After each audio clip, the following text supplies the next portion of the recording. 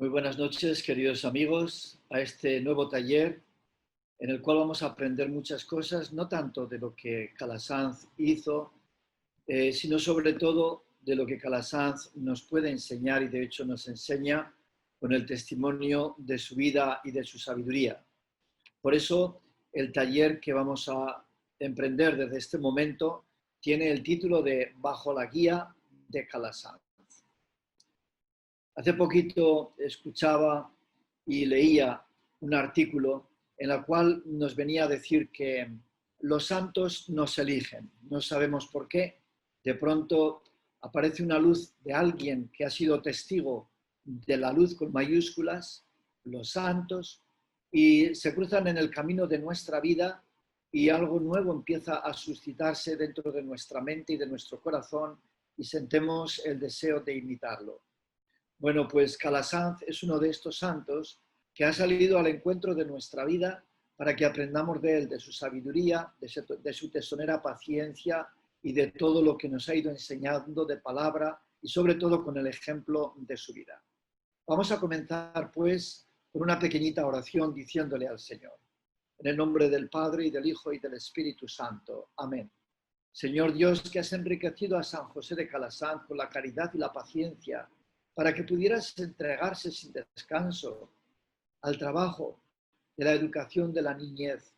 Concédenos, te rogamos, imitar en su servicio a la verdad al que veneramos hoy como Maestro de sabiduría. En el nombre del Padre, y del Hijo, y del Espíritu Santo. Amén. Bueno, pues con esta pequeña introducción, con esta pequeña oración al Maestro de sabiduría que es Calasanz, vamos a iniciar nuestro trabajo sabiendo que Él nos va a guiar y nos va a enseñar a ser humildes, a ser sencillos y servidores. Y ponemos también todo nuestro trabajo bajo la mirada amorosa de la Reina de las Escuelas Pías, bajo cuyo amparo y protección estamos siempre acogidos. Ella no desoye nuestras súplicas, sino que en toda circunstancia nunca desprecia la oración de sus hijos. Hace unos días estaba leyendo y escuchando un programa también de los padres del desierto.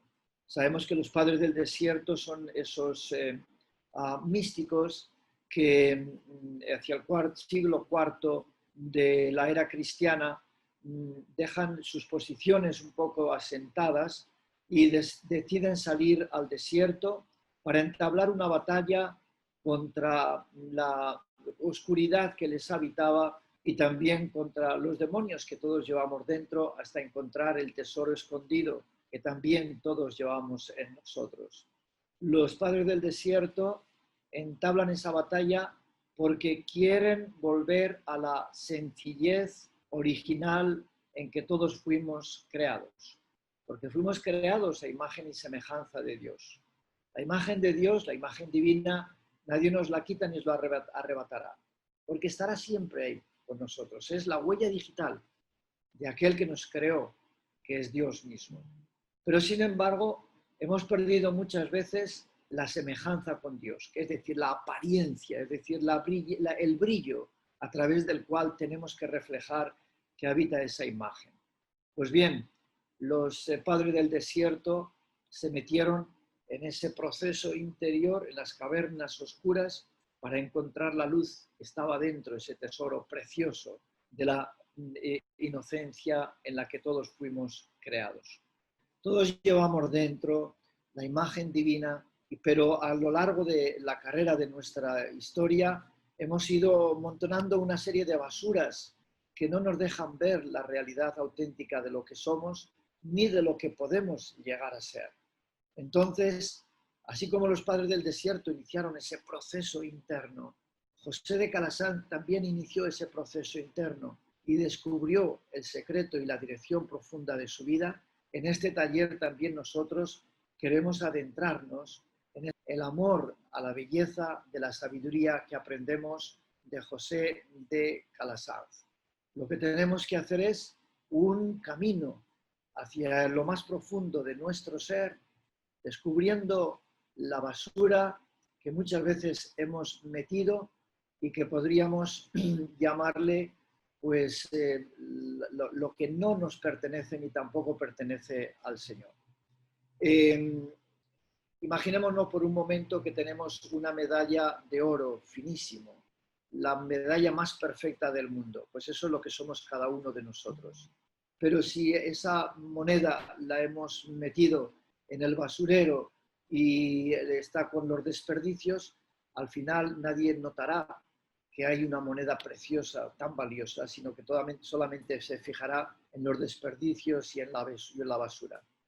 Dicho de una manera mucho más, dijéramos, expresiva. Imaginémonos que esa moneda se ha caído por el campo, pasa una vaca y ¡paf!, deposita la caca de vaca en la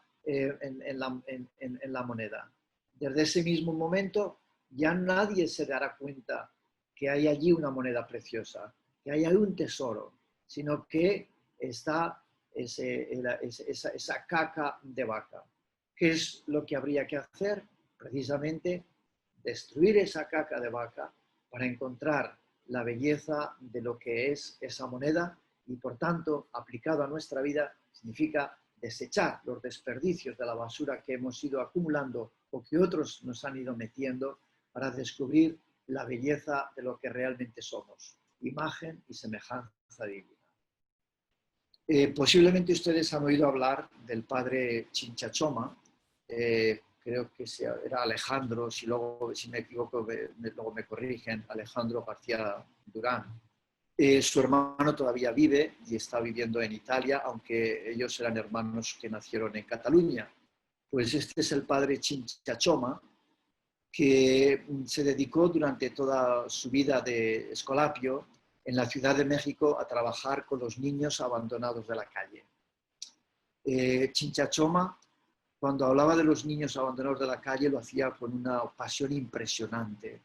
¿Por qué? Porque dedicó todas sus energías precisamente a ayudarles a descubrir que ellos no eran basura, que ellos no eran estiércol, que aunque la gente los tratase como estiércol y basura de desecho, sin embargo dentro de ellos existía el regalo más bello, que era la imagen divina dentro de su ser. Y entonces él empleaba esa imagen de la caca de la vaca. Dice, imagínate por un momento que hay una moneda preciosa y una vaca puso su regalo encima, ¿no? Y llega un momento un niño que jugando, pues le da una patada a esa caca de vaca y descubre que hay un tesoro dentro. Y entonces se llena de alegría porque lo ha descubierto, ¿verdad? Bueno, pues qué bueno si nosotros también en nuestro proceso de nuestra vida llegásemos a entrar a esa caverna oscura de nuestro interior para descubrir que más que la basura lo que hay es un tesoro. Y que la basura es solamente algo que hemos ido acumulando o que otros han echado dentro de nosotros, pero que no nos pertenece, lo que nos pertenece es el tesoro. Por tanto, el proceso permanente de nuestra vida tiene que ser el ir escarbando y tirando todo aquello que es basura hasta que poquito a poco vayamos quedándonos con lo esencial, que es el tesoro. Los padres de la Iglesia, los padres del desierto, precisamente tuvieron esta intuición genial, ¿eh? Y aunque a veces los vemos que tienen una barba y parecen que son venerables, que tengan 100 años o 200, no. Cuando hicieron esa opción de vivir así, tenían 20 años, 22, 19, máximo 30. Ahora eso sí, luego se fueron haciendo mayores, pero fue una decisión llena de una pasión juvenil y sabían lo que tenían que hacer, ¿verdad? Entonces, estos padres del desierto eran personas muy sabias. Se retiraron al desierto, pero no porque no quisieran vivir en comunidad o porque tuvieran problemas psíquicos de relaciones humanas, sino porque eran tan sensatos, tan equilibrados, tan ecuánimes, que habían decidido encontrar aún más la profundidad de sí mismos para después enriquecer a los demás. Y por eso los padres del desierto son padres que además son padres espirituales. La gente acudía a ellos constantemente. ¿Por qué? Porque es una idea que le doy muchas vueltas, ¿no? La persona que lleva a Dios dentro de sí y va descubriendo a Dios en ese proceso de desechar la basura, se convierte, sin él saberlo, en un imán que atrae. Es un imán impresionante. Atrae, ¿por qué? Por sus gestos, por su manera de ser, por su manera de hablar, por su manera de decir. Y entonces la gente acude a ellos para encontrar en ese pozo la sabiduría y la gracia que quizás a ellos todavía les falta. Bueno, pues pasaron los años y la gente iba recogiendo en apuntes todo lo que los padres del desierto iban diciendo con sus, lo que llamaban apotegmas, que los apotegmas son como pequeñas frases o pequeñas anécdotas que tenían una sabiduría increíble. Bueno, pues todas estas enseñanzas se fueron recogiendo y entonces a ese compendio de enseñanzas le llamaron la filocalia o filocalía. Filos significa amor, filos, de ahí viene la palabra filio, filosofía, el que es amante de la sabiduría, y otras palabras similares. Bueno, filocalos, filocalia. Kalos significa bondad y también significa hermosura. Por tanto, la filocalia sería el amor hacia la belleza y la bondad de aquellas enseñanzas que los padres del desierto iban desparramando como flores en el camino. Bueno, pues esa filocalia fue emergiendo al precio de personas que se iban metiendo en lo más profundo de su ser, como he dicho, para descubrir en la caverna oscura la luz, en el jardín la belleza de las flores de la gracia que estaban trabajando en ellos. Yo creo que esta imagen de los padres del desierto, aunque no seamos nosotros monjes, pero yo siempre tengo la convicción, y de hecho tengo un trabajito escrito sobre eso, que lo titulo El monje que todos llevamos dentro. Llevamos un monje dentro. ¿Qué significa tener un monje dentro? Tenemos un deseo profundo de silencio, un deseo profundo de contemplación, de encontrarnos a nosotros mismos. Bueno, pues ese proceso de concentración, de encontrarnos con nosotros mismos para encontrar en lo más profundo la imagen de Dios que nos está esperando siempre, y que antes que nosotros nos pongamos a buscarlo, Él ya se ha puesto en búsqueda nuestra, y que antes de que nosotros la hayamos encontrado, Él ya nos ha encontrado. Este proceso requiere de un viaje permanente, sólido y consolidado. Es imprescindible ese viaje interior. Y me dirán algunos de ustedes, ¿y esto por qué? ¿A qué cuento de que usted empieza aquí cuando el tema es bajo la guía de Calasaz? Pues muy sencillo, porque yo estoy convencidísimo de que Calasaz hizo ese proceso maravilloso de adentrarse en lo más profundo de su ser para ir destruyendo la basura que iba amontonando durante todos los muchos años de su vida. Luego veremos en qué consistió ese proceso, ¿verdad? Bueno, pues vamos a imaginarnos. Si aquí tenemos la filocalía o filocalia de los padres del desierto, que es el amor a la sabiduría y a la belleza de los padres del desierto, ¿por qué no inventar la filocalia escolapiana? Es decir, ¿qué podemos nosotros sacar del pozo de la bondad y de la belleza que aprendemos de nuestro fundador y desde nuestro fundador, desde la experiencia profunda que él tuvo? Cuando nos analizamos la vida de San José de Calasanz, nos damos cuenta que el punto crucial que le hizo cambiar su vida, o sea, cambiarla, pero no en el sentido de que tuviera que cambiar de personalidad. A veces tenemos una mentalidad un poco equivocada, ¿no? Cuando hablamos de, Señor, cámbiame. ¿Qué significa cambiar? Cambiar significa que yo tengo que cambiar de personalidad, que tengo que cambiar de carácter. No, lo que tengo que hacer es modelarlo para que esa persona que yo soy sea lo mejor, la mejor versión que Dios ha soñado que yo sea. Si yo soy extrovertido, sería un error pedirle al Señor que ahora en adelante fuera un introvertido, calladito. Eso sería un error, porque eso es contra natura. sino que siendo extrovertido, yo sea la mejor persona que Dios ha soñado que yo sea. Es lo mismo que si yo le dijera a alguien que es introvertido, pero no seas tonto, fíjate a mí, ¿por qué no me imitas? Fíjate cómo yo soy abierto. Estaría cometiendo un crimen, estaría forzándole a que esa persona fuese lo que Dios nunca soñó que fuera. Cada uno tenemos nuestra manera de ser, Dios nos ha dado nuestros dones, cada uno tenemos nuestra historia y nuestra cultura, tenemos los años, los años. Yo tengo 65, no me da ningún reparo el decirlo. ¿Soy la misma persona de cuando tenía 14, cuando era niño? Claro que sí.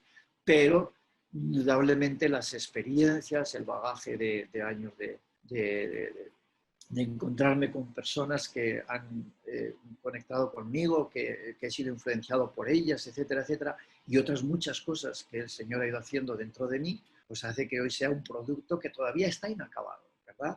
Bueno, pues José de Calasanz tuvo también esta experiencia de una vida en un total proceso de avance.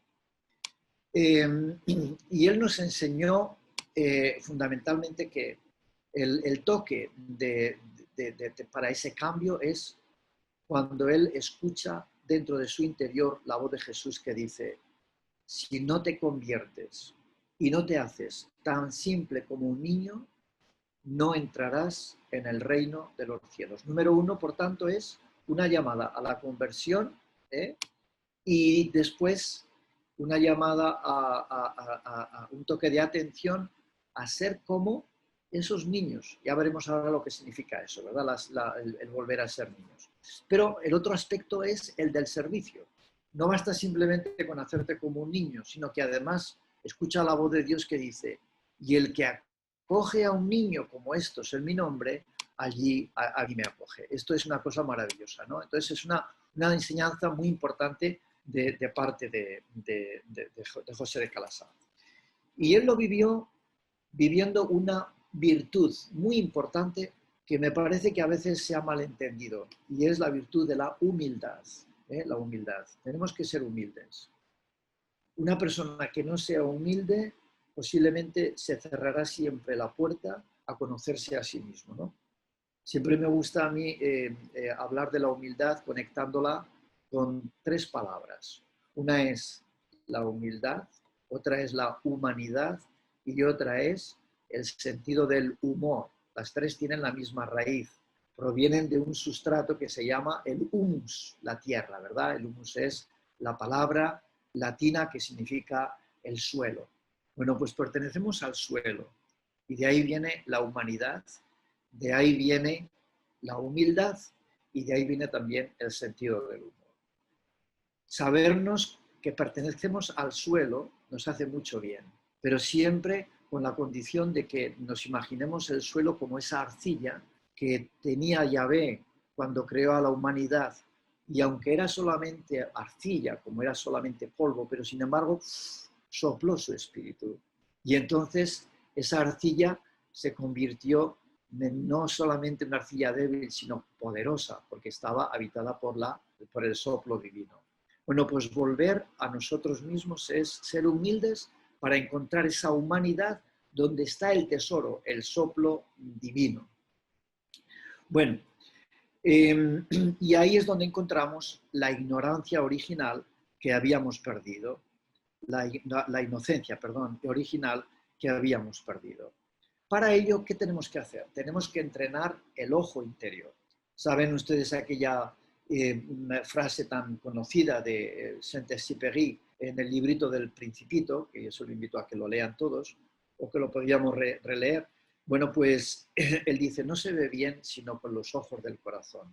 Lo esencial es invisible a los ojos físicos.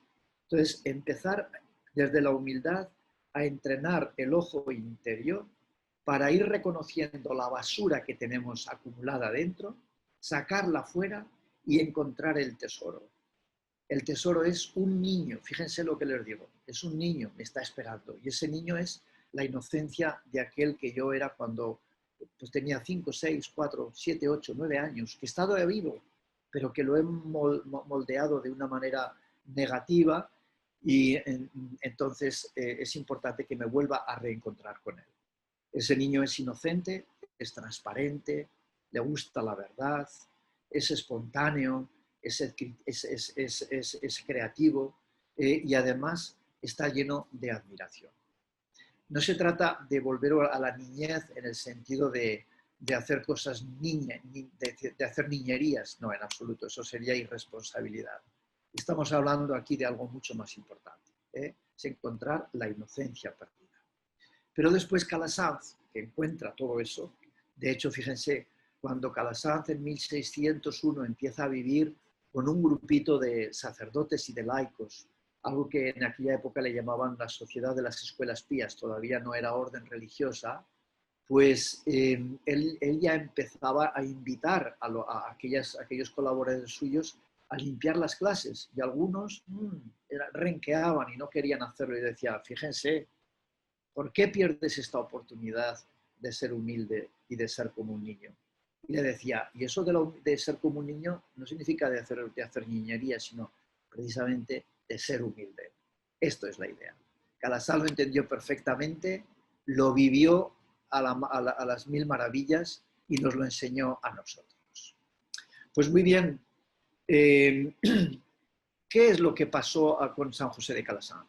Lo que pasó fue lo siguiente. Él era una persona tan inteligente, tan buena, que cuando empezó a ser, cuando lo ordenaron sacerdote, estamos en el año 1583, pues enseguida lo consideraron una persona muy valiosa y empezó a ser pues, el obispo, el secretario del obispo de Barbastro, y luego de Lérida, luego pasó a ser también el secretario del obispo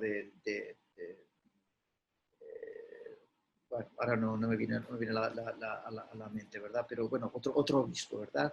Y entonces él era una persona muy inteligente, era una persona muy capaz, y por eso lo llamaban constantemente a él, ¿verdad? Pero eso fue creando en él una cierta ambición o deseo de querer ser más. Y por eso llega un momento en el cual él va a Roma. Dicen, la leyenda dice, no, es que escuchó una voz que le decía, José, ve a Roma, ve a Roma. Bueno, posiblemente había algo de verdad en esa razón para ir a Roma. Pero sí que está claro que había objetivamente un deseo de medrar, de escalar, de subir en la escalera de la jerarquía eclesiástica. Bueno, por eso se pone de camino hacia Roma y él irá con la convicción de que aquello estaba clarísimo. En pocos meses estaría de vuelta otra vez entre sus familiares y además vendría como un vencedor. Pero no fue así. Al contrario, se fue dando cuenta de que esa misma ambición que él tenía, había otros que también la tenían. Y sobre todo en las primeras cartas que escribe hasta el año, yo diría, 1595, se ve todavía esa ambición y como una especie de frustración por no poder conseguir aquello que él quería conseguir. Bueno, pues Calasanz era entonces una persona buena, era muy bueno. Era una persona inteligente, inteligentísima. ¿Era un pecador? Yo diría que desde el punto de vista moral no lo era. Era simplemente, estaba entrando en el juego mundano de alguien que quiere medrar.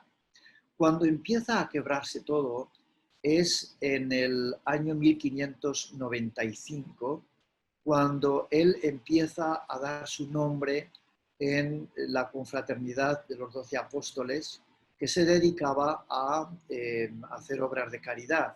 Y al ser miembro de esta asociación, él tiene que visitar muchas veces lo que hoy diríamos, o lo que el Papa Francisco llama las periferias de Roma, ¿verdad?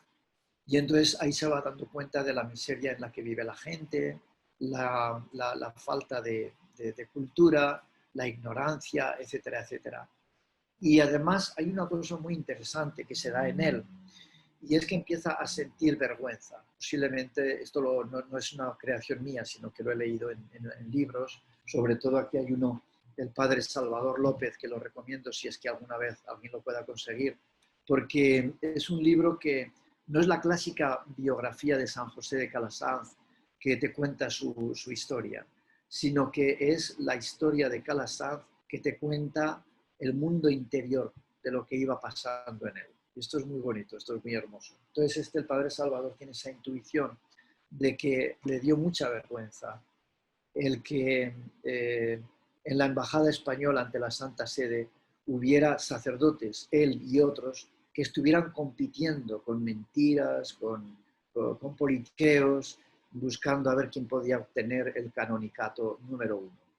Y entonces él poco a poco como que empieza a descender la escalera de la ambición y empieza a sentir esa vergüenza, ese dolor de los pecados. Que no es malo, no es malo, es algo bueno. Siempre que sentimos el dolor por algo que hemos hecho mal, eso no es nada malo. Al contrario, es como quien siente pues, lo que nos comentaba hace un poquitico nuestro amigo Zurich, ¿no? Que se levanta por la mañana y no puede oír por el oído izquierdo. ¿Qué ocurriría si yo quiero aparentar que escucho bien? Pues que sería una calamidad.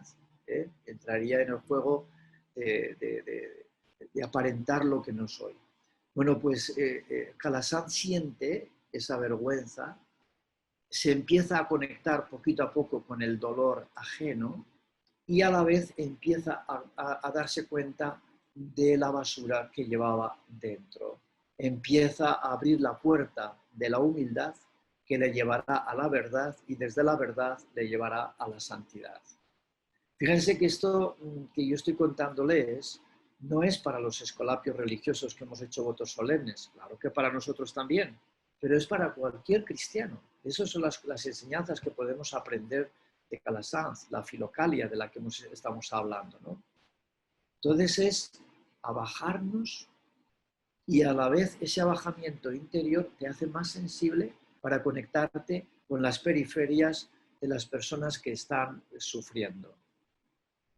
Yo diría que desde el año 1583, año en que Calasanz se ordena sacerdote, si no me equivoco, en Sanahúja, en el Palacio Episcopal, que ahora son ruinas, pero bueno, yo lo he visitado, todavía está allá el palacio, e incluso se sobreentiende dónde estaba la capilla, donde muy probablemente Calasanz habría sido ordenado sacerdote. Bueno, pues 1583 hasta 1595, Calasanz era un buen sacerdote, bien, de acuerdo. ¿Estaba bien formado? Sí, pero todavía no era santo, todavía no estaba reformado. 1595 es cuando se hace crack, cuando empieza a escuchar la voz del maestro que le dice, si no te conviertes, si no cambias, si no te haces como uno de estos, no entrarás en el reino de los cielos. Bueno, pues estamos en 1595. En ese proceso de estar con los apóstoles, o sea, con la confraternidad de los 12 apóstoles, de 1595 a 1597, se va dando ese proceso que a la vez va acompañado de una dirección espiritual muy profunda de los padres carmelitas.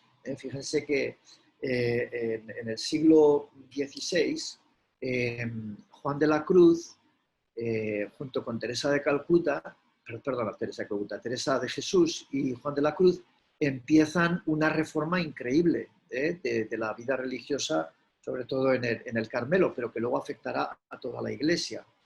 Es curioso que, fíjense, José de Calasanz nace en 1557 y un año antes acababa de morir San Ignacio de Loyola. Por tanto, está viviendo todavía ese ambiente, ¿verdad? Ignaciano también. Y luego, San Juan de la Cruz muere en el 1591. Curioso, ¿verdad? Porque José de Calasanz, un año posteriormente, se marcha ¿a dónde? A Roma, coincidiendo con el primer centenario del descubrimiento de América. Bueno, pues digo esto porque en esos años, 1595, había llegado a Roma el primer grupo de carmelitas descalzos. Por tanto, los primeros amigos directos de Juan de la Cruz, que ya eran reformados. Entonces venían con una categoría espiritual muy fuerte.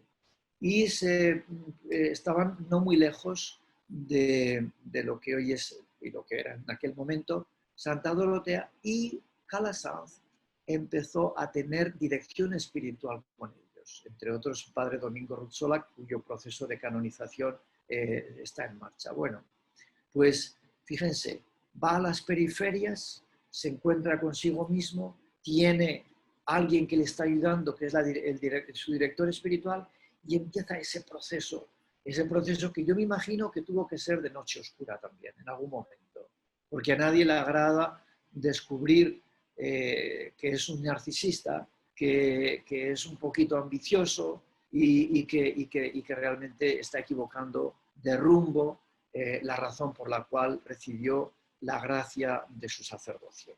Bueno, pues ahí está Calasanz.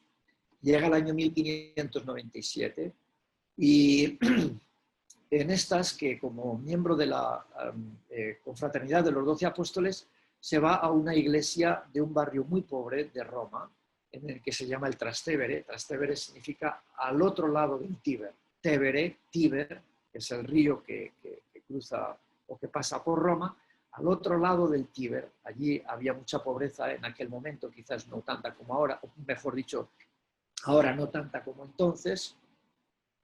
Y hay una parroquia que se llama Santa Dorotea. Y con unos amigos de los 12 apóstoles descubren, anda, si aquí hay una escuelita, además de enseñarles. ¿Y quiénes las llevan? Pues mira, los llevan unos miembros de algo que se llama el CCD, la Confraternidad de la Doctrina Cristiana, CDC, sería en inglés CCD, pero en español CDC, la Confraternidad de la Doctrina Cristiana. Y entonces él se da cuenta que el líder número uno de esa escuela, que la dan además en la sacristía, es el párroco que se llamaba Brandini, y Monseñor Brandini. Y entonces él habla con él y le dice, oiga, y aquí yo podría comenzar también yo. Sí, claro, claro. Y además de ser miembro de los 12 apóstoles, él da su nombre a la confraternidad de la doctrina cristiana. Ha empezado ya algo nuevo. Fíjense que ya su proceso ha cambiado. Hasta el año 1595 todavía estaba obsesionado con ser canónigo y estaba buscándolo. Se anota en sus cartas. Desde 1595 ya empieza a bajar la guardia. Pero que es que ahora ya en 1597, cuando descubre esta escuela y él pide permiso al párroco y el párroco se lo da, fíjense lo que está ocurriendo. Está reconocido además ya por los historiadores de la Iglesia Católica. Es ahí donde empieza la primera escuela popular cristiana de la historia de la Iglesia. ¿Quién la empieza? José de Calasanz. Ya nunca más pensará en volver a su tierra, jamás. Poco a poco ha ido descubriendo el tesoro que lleva dentro, como los padres del desierto, y a la vez está descubriendo el tesoro que quiere transmitir a los demás, que es el de la educación, porque se da cuenta que es el mejor regalo que le puedes ofrecer a una persona para que quede transformada. ¡Qué belleza! Esto es algo hermoso, ¿verdad? Por tanto, estamos en el 1597. ¿Qué hará Calasanz? Dirá, ¡ah, qué bueno! Soy miembro de la confraternidad de la doctrina cristiana, ¿verdad? ¡Qué bien! Pues mira, vamos a ver.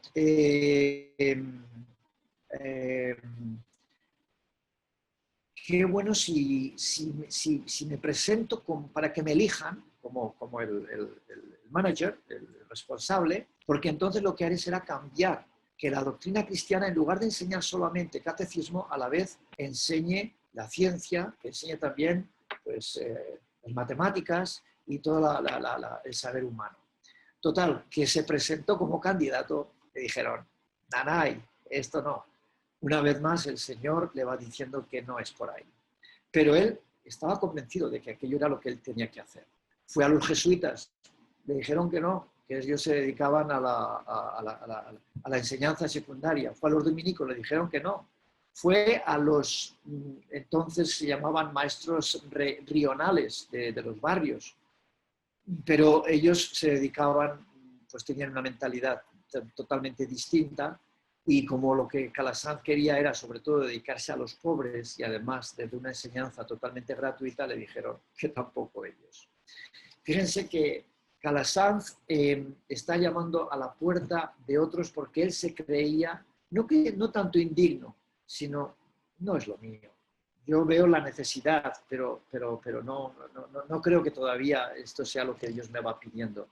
Sin embargo, con estas circunstancias externas, leyéndose el mapa interior, él va leyendo los signos de los tiempos y poquito a poco se irá dando cuenta que si lo hace él, lo hace. Y si no lo hace él, no lo hace nadie.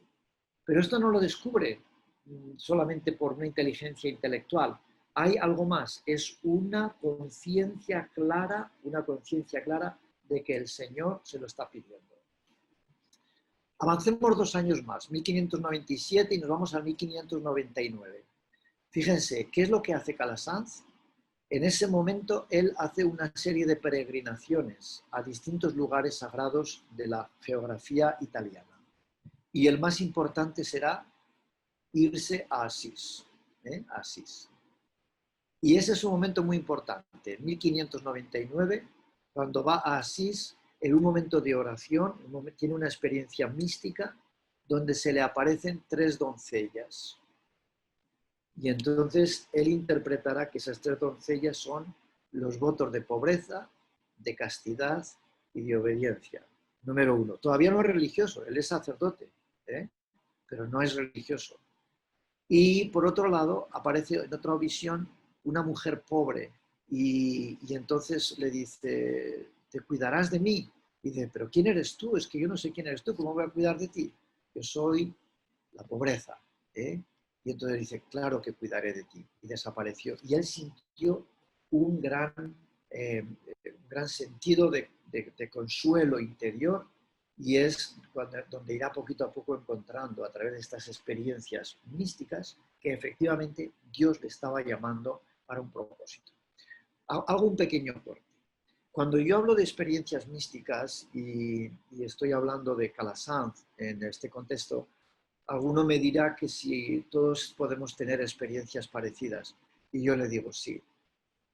Y yo también te digo, y esto es algo que podemos discutir si te parece más tarde, ¿no? ¿Has tenido alguna experiencia mística? ¿Qué es experiencia mística? Experiencia mística es tener esa experiencia de Dios, simplemente, dejarte guiar por Dios. Saber que a lo mejor has tenido que decidir en algún momento en el cual otras personas estaban en contra de lo que tú pensabas y sin embargo en conciencia tú tuviste que decir que sí. Eso es una experiencia mística. Una experiencia mística es estar rezando y sentir el consuelo profundo ante una claridad meridiana de algo que tienes que hacer o simplemente de un momento en el cual estás sintiendo que efectivamente Dios está contigo, que te sientes perdonado, que te sientes liberado, que sientes que has adquirido una nueva visión de ti mismo y de las cosas. Esto es una experiencia mística. Pues Calasanz fue guiado también, por supuesto, por su razonamiento, claro que sí. La fe nunca nos quita nuestra capacidad de razonar, sino que nos sitúa a un nivel más elevado de comprensión.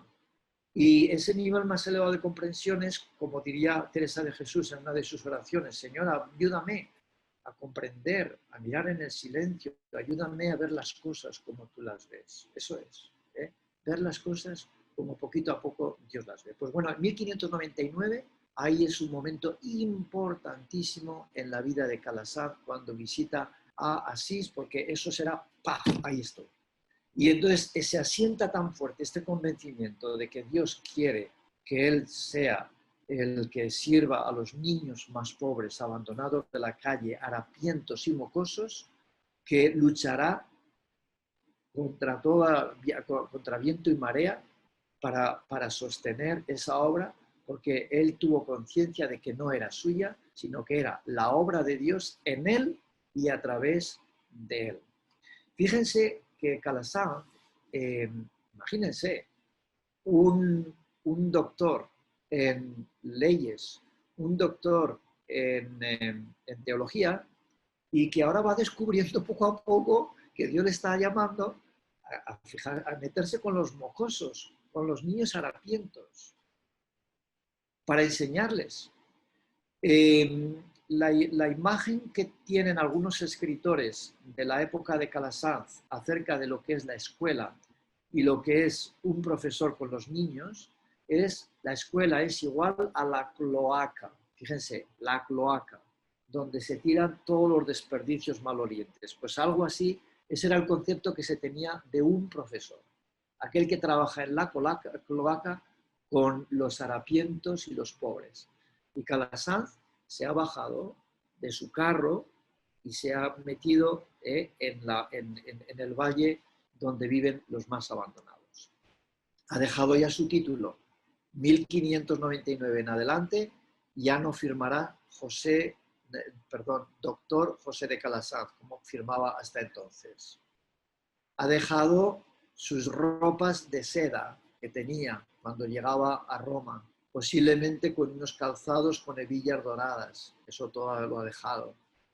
Ha dejado en 1599, deja el Palacio Colonna, donde vivía como un invitado del cardenal Colonna. Eso también lo deja. Ha dejado detrás todas las... el mucho dinero que tenía porque lo iba gastando en esta infraestructura de ayudar a los más pobres.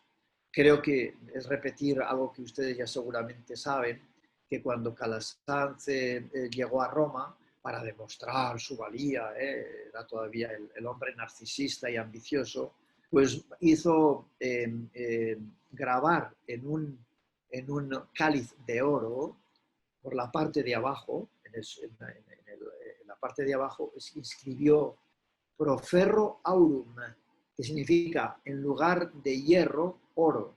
Y ese cáliz lo hizo llegar al párroco de Peralta de la Sal.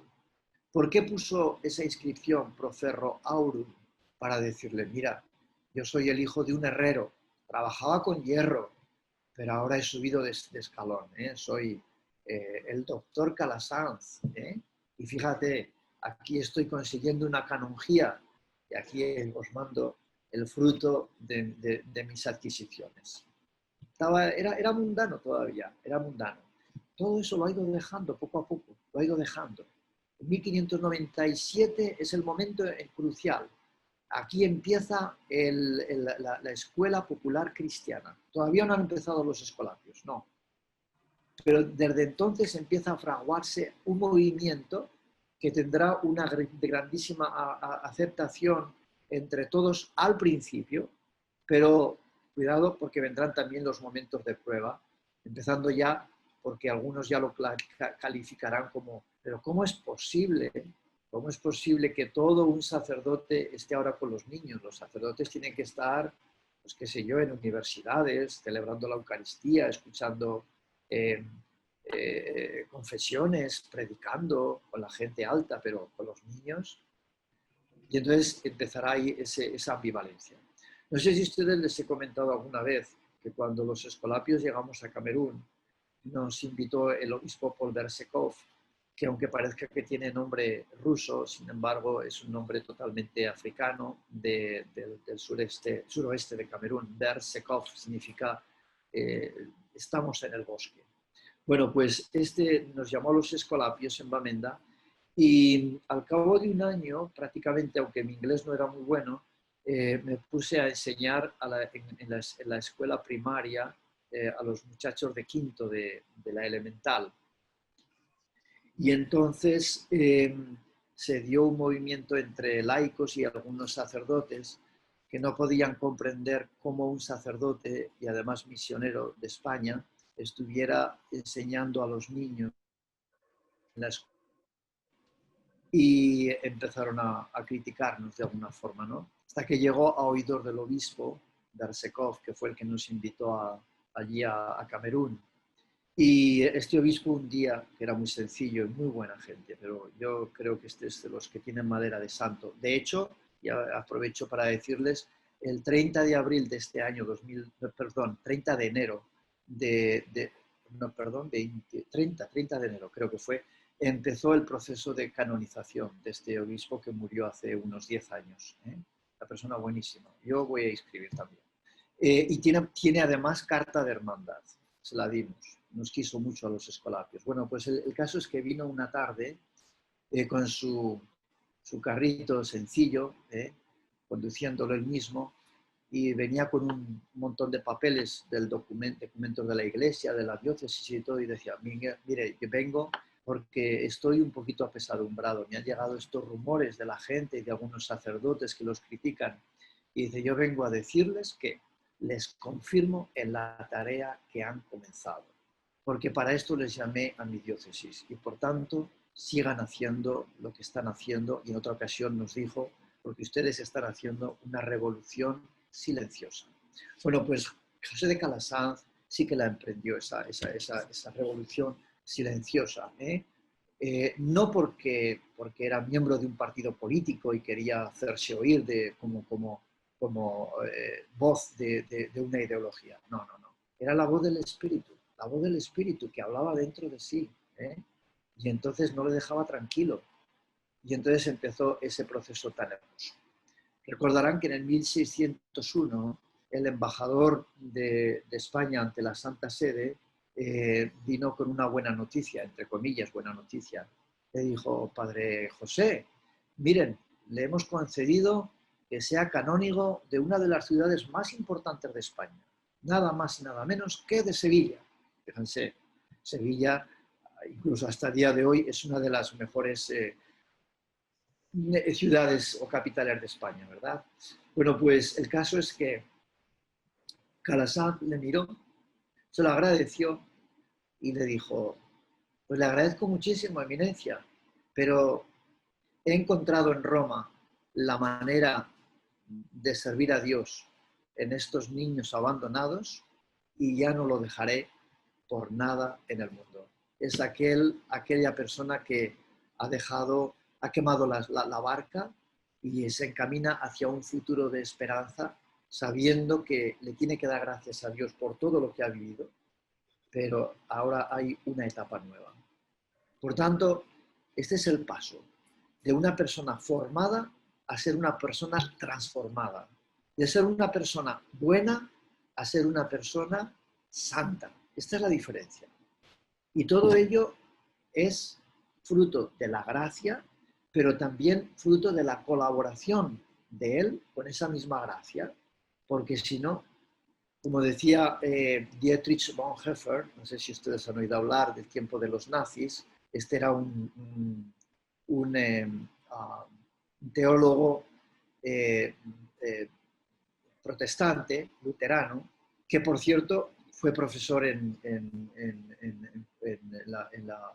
Manhattan, Nueva York, y no lejos de donde está nuestra parroquia de la Anunciación, ¿verdad? Entonces, es la escuela teológica luterana, cerca del Riverside. Bueno, pues él escribió un librito sobre la gracia y decía, la gracia es gratuita, sí, pero no es barata. Y aunque parece un juego de palabras, no lo es. Es decir, es gratuita, sí, la gracia se nos da gratis. Por eso se le llama gracia, gracia, gratuito. Pero no es barata. ¿Qué significa? Que cuando yo la recibo, tengo que dejarme moldear por ella. Si no me dejo moldear por ella, la estoy tomando por el pito del sereno, como se dice en español, ¿verdad?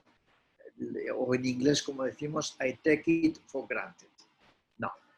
Bueno, pues esto es el proceso en el cual iba poquito a poco José de Calasanz caminando en ese proceso de la filocalía donde iba encontrando la belleza interior. Fíjense que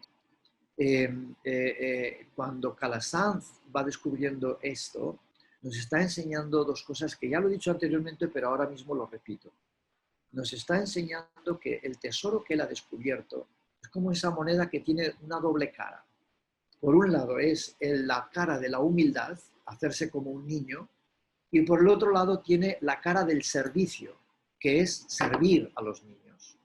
Por tanto, nosotros que estamos embebidos de la espiritualidad calasancia, tenemos que aprender esencialmente a ser humildes, encontrar la verdad y la verdad nos hará libres, encontrar la verdad para que encontremos el tesoro que llevamos dentro de nosotros mismos, pero después tenemos que compartirlo con lo que hace poquito el Papa hace unos años, Juan Pablo II, dirigiéndose a los escolapios que estaban en uno de los capítulos generales, hablaba de lo que es la caridad educativa. Eso es algo muy, muy importante para nosotros, la caridad educativa. Una caridad que vaya educando a la gente, que vaya liberándola, que la vaya sacando de lo que es la ignorancia. Porque no hay mayor pecado que el de la ignorancia. O mejor dicho, no hay mayor pecado que el pecado, pero también de la ignorancia. Nuestras constituciones escolapias nos dicen que a través de nuestro ministerio y dedicación a los niños y a los jóvenes, lo que estamos haciendo es enseñarles a que se liberen del pecado y de la ignorancia. Entonces esto es una cosa terriblemente hermosa. Y me gustaría acabar, antes de comenzar este pequeño diálogo que vamos a iniciar dentro de unos minutos, a leerles algo de este libro que yo sé que algunos de ustedes lo han, o casi todos los que pertenecen al grupo de ITEC lo han tratado, que se titula Notas de Espiritualidad y de Cristología Calasanzia, ¿verdad? Es algo muy sencillito que escribí hace muchos años. Entonces les leo algo que yo creo que va relacionado con lo que hemos hablado hasta el momento. Dice así: el mundo de la simplicidad cuadra estupendamente con el corazón de Cristo. Por eso usaba las parábolas, para que los más simples entendieran de inmediato la profundidad de lo que Él era y de lo que Él quería transmitir. Una persona que educa bien aplica métodos que sean simples. Fíjense, no hay nada mejor que la simplicidad. Explicar a Santo Tomás para que lo pueda entender un niño párvulos. Ese es el auténtico profesor bueno, no el que se complica con palabras y con simbolismos que prácticamente nadie entiende y que muchas veces no hace otra cosa nada más que buscarse a sí mismo, ¿no? Bueno, pues una persona educa bien si aplica métodos que sean simples, fuera de toda sofisticación, de manera que pueda entenderlo hasta el alumno más torpe. Si éste llega a entenderlo, es que todos los demás también ya lo entendieron. Bueno, por eso muchos fariseos y saduceos no entendían a Jesús, porque ellos esperaban la doctrina de los letrados. Sin embargo, Jesús hablaba en parábolas, para que el mundo lo entendiera, pero los simples lo entendían, los complicados mentales estaban paralizados. Por eso en un momento Jesús, cuando estaba inspirado por el Espíritu Santo, le dijo aquello de: te alabo, Padre, porque has revelado estas cosas a los simples y a los sencillos, pero se las has ocultado a los sabios y a los prudentes. ¿Ves? Esa es la maravilla de Dios. Esa es la maravilla de Jesús.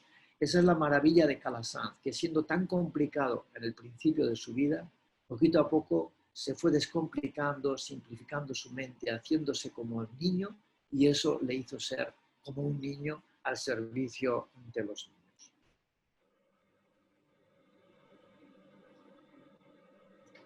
En algunas de sus cartas vemos algunas cosas que él mismo nos deja traslucir acerca de esta enseñanza. Dice: dado el gran deseo que tenía yo desde el principio de encontrar un modo breve y fácil en lo posible para enseñar la lengua latina, le ordené a usted que lo enseñe a 3 o 4 padres de los nuestros para utilidad de nuestra congregación. Él quería que aquellos que enseñaban lo hicieran de una manera tan sencilla, que aprendiesen los métodos para que, aprendiéndolos bien, luego los diesen a conocer de una manera sencilla y descomplicada. En otra ocasión dice: será por tanto cometido de nuestra orden enseñar a los niños desde los primeros rudimentos la lectura correcta, escritura, cálculo, latín, pero sobre todo la piedad y la doctrina cristiana, y todo esto con la mayor habilidad posible. Hace unos años yo leí un librito que se titula Lo que tenía que aprender, lo más esencial en mi vida, lo aprendí en la escuela de kindergarten. Muy interesante. Y no hace ni 10 días que estuve escuchando un vídeo de las confesiones de San Agustín, y en el cual habla de su propia experiencia y dice: qué agradecido estoy porque siendo un niño alguien me enseñó a leer, a escribir y a contar, ni que fuera San José de Calasanz. Y dice, porque esto me ha dado pie para que hoy pueda expresar las cosas bellas que he descubierto en mi experiencia con Dios. ¿Ves? Aprender a leer, a escribir, a manejarse con lo más sencillo, eso es la tarea de un escolapio. Pero para ello tiene que simplificar su propia vida. Y cuando digo escolapio, atención, que no me estoy refiriendo solamente al religioso, sino que me estoy refiriendo a todos aquellos que estamos conectados con el mismo sentir, con el mismo vibrar con San José de Calasanz. Y ya para acabar, si pudiéramos hacer una especie de diccionario de la filocalia escolapia, es decir, de las enseñanzas de la belleza de la escuela pía, ¿qué 5 palabras me vendrían a la mente que fueran contemporáneas con nuestro pensar? Ya he dicho una, la humildad. Humus, humanidad, humildad y sentido del humor. Una persona que no es humilde no tiene sentido del humor. No lo tiene, es imposible. Solamente el sentido del humor lo tiene aquel que es humilde, porque ha encontrado la humanidad profunda de ese humus en el cual está enraizado y en el cual está el soplo divino. Segundo, otra palabra clave sería educar, educación, entendiéndola como ese ex ducere, enseñar al alumno y también hacerlo yo, ese proceso de sacar lo mejor de mí mismo, el tesoro que llevo escondido dentro, sacarlo hacia afuera y ayudar a otras personas a que hagan lo mismo. Eso es educar. Si no hacemos eso, podemos crear una instrucción mental, ¿verdad? Instruimos mentalmente para que aprendan conceptos. Pero lo importante es que aprendamos no solamente conceptos, sino que los bajemos al corazón para que se conviertan en sabiduría que luego a través de las manos, a través de la voluntad, nos lleven a la acción. Saber, sentir conectado con una sabiduría para luego caminar y actuar. Otra palabra clave de la filocalia calasancia es los pobres. Los pobres. José de Calasanz, al principio de su deseo de educar, pedía nada más y nada menos que un certificado de cada uno de los alumnos que iban a ver a sus escuelas. Y no era precisamente un certificado de buena conducta, ni un certificado de que provenía de una clase noble, sino un certificado de que era pobre. Esta era la condición. Y para ello necesitaba que viniera firmado por su párroco, para que nadie hiciera mintiese, ¿verdad? Luego se dio obviamente una transformación y ya se abrió más, es decir, preferentemente los pobres, pero sin excluir a nadie. Otra palabra que se me ocurre que es parte de nuestra filocalia calasancia es periferia, que es ir hacia las periferias, allí donde otros no quieren ir. Y esto en este momento es muy importante. Estamos en esta plataforma de la crisis del COVID-19. Nos está llenando de miedos, de ansiedades, de angustias, nos está perturbando. Y yo creo con el Papa Francisco que esto o nos hace mejores personas o nos hace peores, pero tenemos que decidir porque seamos mejores.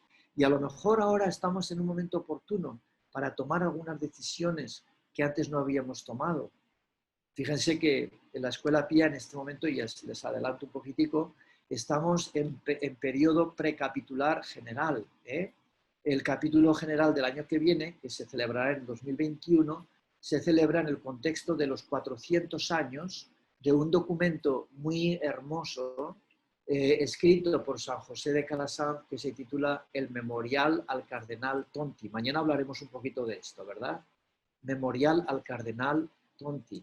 Bueno, pues 400 años después de ese escrito, al año que viene, en el mes de julio, la Escuela Pía celebra su capítulo general. ¿Cuál es el título de este capítulo general? Bajo la guía del Espíritu Santo, que es una frase de nuestro santo fundador en el proemio de sus constituciones, en el número 1, cuando dice: la Iglesia de Dios, todas las congregaciones y órdenes religiosas buscan la perfección bajo la guía del Espíritu Santo. Bueno, pues bajo la guía de ese Espíritu Santo nos tiene que sorprender el Espíritu. tenemos que ir a las periferias. Posiblemente tendremos que dejar algunas cosas, sí. A mí me duele mucho el decirlo así porque algunos pensarán que tenemos que dejar cosas que son, qué sé yo, muy importantes. Claro que son muy importantes, pero las periferias, el Papa nos está hablando constantemente. ¿Dónde están esas periferias? Ya sabemos que también están en Estados Unidos, claro, y están en Miami, y están en Nueva York, y están en Guatemala, y están en Houston, y están, pero descubrirlas.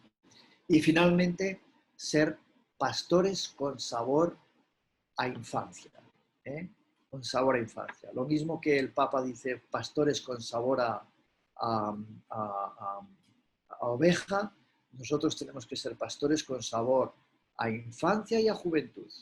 Por eso me alegra tantísimo que estemos poniendo en marcha en nuestra provincia de Estados Unidos y Puerto Rico con mucha pasión, a través de nuestros juniores, el movimiento Calasanz. Y saber que ese movimiento Calasanz no es solamente para niños y jóvenes, sino que también grupos de ITEC somos miembros, parte esencial de ese movimiento. Así que con estas 5 palabras clave, humildad, educación, pobres, periferias y pastores con sabor a niños, acabo esta pequeñísima reflexión